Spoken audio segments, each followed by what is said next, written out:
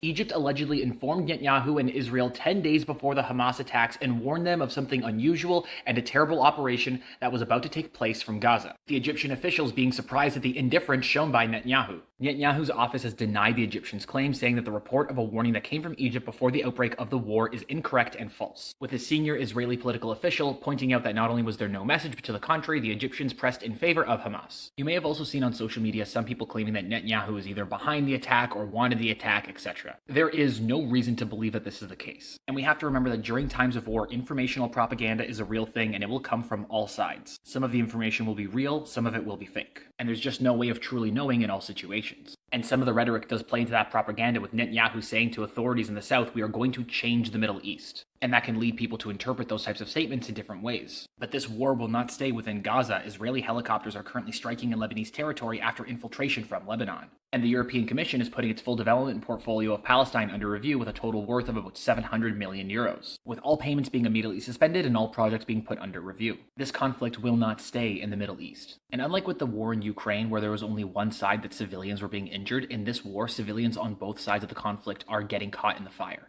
As this war continues, I will try to give some unbiased updates, but you need to be aware that there will not be anybody who is unbiased in this situation. Like, here's just one example. I typically read Al Jazeera, but they have a very evident bias in this conflict. Some of the leaders of Hamas have hid in Qatar, and the Qatari government funds Al Jazeera. So inevitably, there will be a bias in their reporting. Qatar is an Islamic constitutional monarchy. Any reporting that you see from the Arab world, including the tweets that I showed you, most likely do have some air of bias to them. So as I said, I will try to keep you up to date. I will try to be unbiased, but it is almost impossible in a situation like this.